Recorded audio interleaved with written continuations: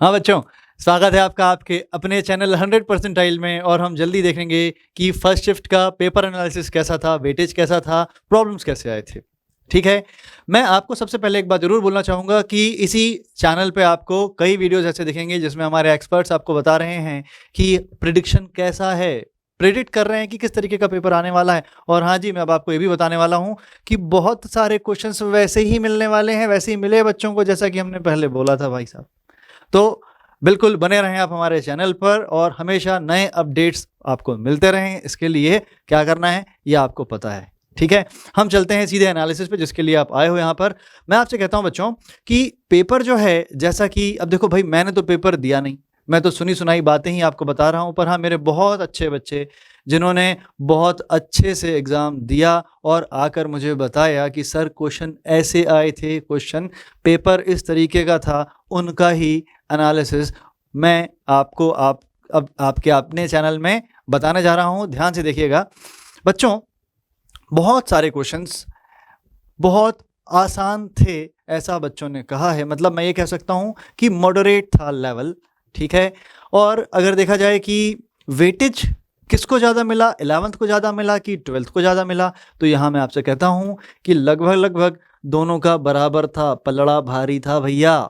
ठीक है, फिर भी अगर मैंने अपनी कानों सुने बात आपको बताने जा रहा हूँ मैं, क्योंकि मैं तो पेपर देने गया नहीं था भाई साहब। 11th का वेटेज थोड़ा सा ज़्यादा कहा मुझे बच्चों ने।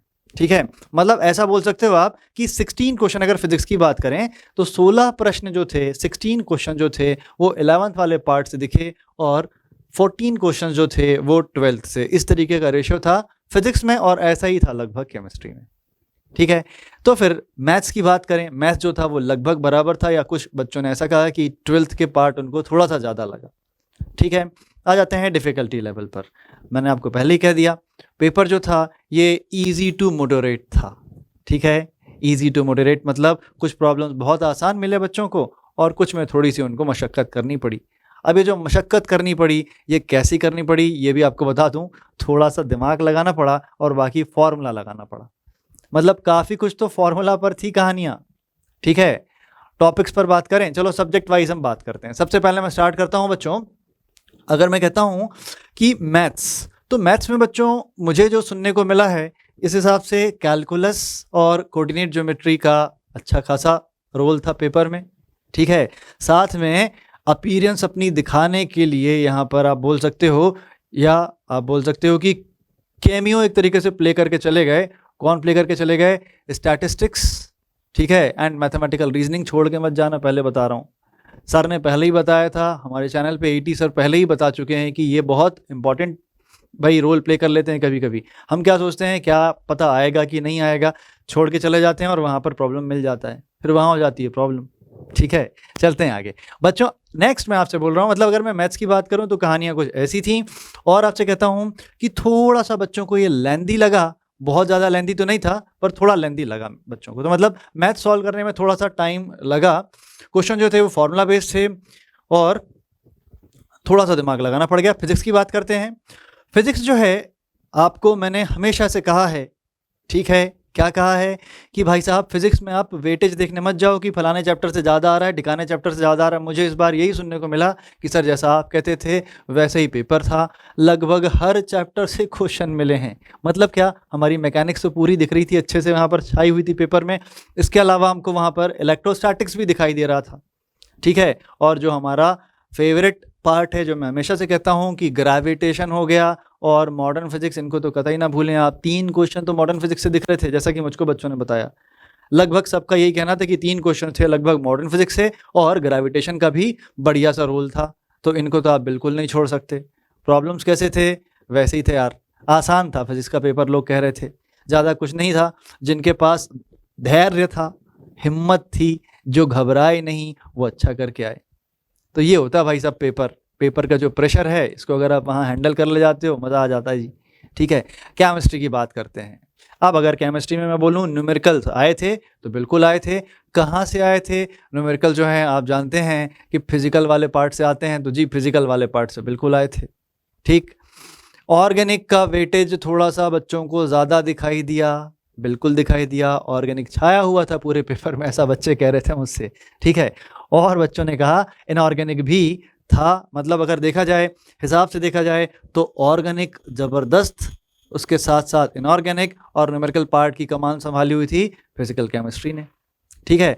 अब आप बोलोगे कि सर कुछ और चीज़ें होती हैं जो हम अक्सर छोड़ के चले जाते हैं, जैसे कि एनवायरमेंटल केमिस्ट्री, और मैं आपको बोलूँगा बच्चों कि 1 से 2 क्वेश्चन जो थे वो वहाँ से दिख गए, ठीक है।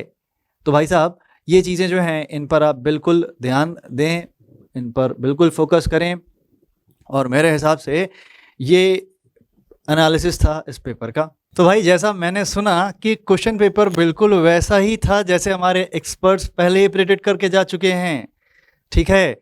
तो यहाँ कुल मिलाकर कहने का मतलब ये है कि बने रहें आप 100 परसेंटाइल के साथ, आपको यहाँ पर सारे अपडेट्स मिलते जाते हैं, और आपको बाकायदा सोचो पहले ही बता दिया गया था कि क्वेश्चन पेपर कैसे आने वाला है, ठीक है। पर खैर ये सब तो आप जानते हैं कि पढ़ना तो आप नहीं है, एग्ज़ाम तो आपने ही देना है, मेहनत तो आपको ही करनी है। हमारा जो प्रयास रहता है वो ये है कि हम आपको भले ही 100 में 100 ना दिलवा पाएँ, पर आपके परसेंटाइल 100 जरूर बना दें, यानी कि सबसे बेहतरीन मार्क्स आपके ही हों, ठीक है।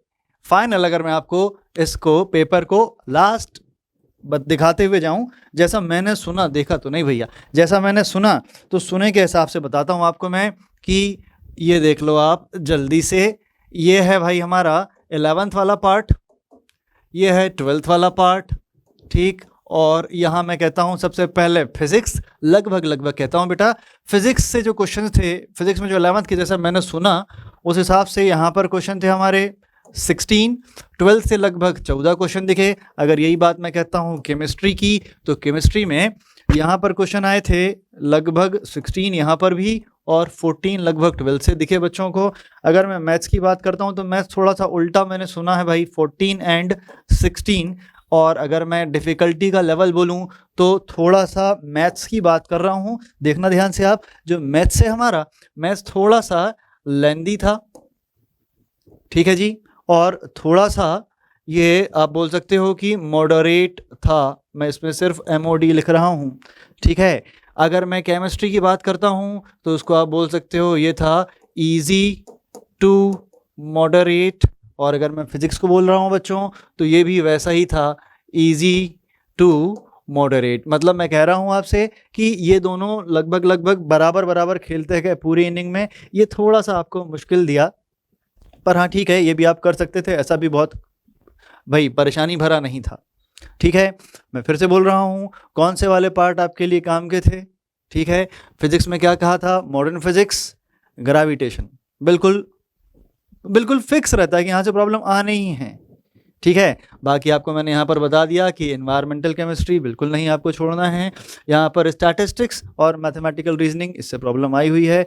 बाकी यहाँ का राजा आप जानते हो कैलकुलस होता है, यहाँ का ऑर्गेनिक होता है, और मैकेनिक्स तो भैया सदा बाहर रहती है, ठीक है। तो बेटा ये था हमारा सुना हुआ एनालिसिस आपके लिए, ठीक है। उम्मीद करते हैं कि आपको बिल्कुल मदद करेगा, ठीक। और आने वाले पेपर्स के एनालिसिस भी आपको हमारे चैनल पे इसी तरीके से मिलते रहेंगे, ठीक है। बिल्कुल जुड़े रहें, सब्सक्राइब कर लें, बेल आइकन को प्रेस कर दें, किसके लिए, 100 परसेंटाइल के लिए। आई होप आपको ये वीडियो पसंद आया होगा। अगर पसंद आया तो सब्सक्राइब करना बिल्कुल भी नहीं भूलना है, और इससे रिलेटेड नई अपडेट और इन्फॉर्मेशन के लिए डिस्क्रिप्शन बॉक्स को चेक करना नहीं भूलना है। तो प्लीज चेक द डिस्क्रिप्शन।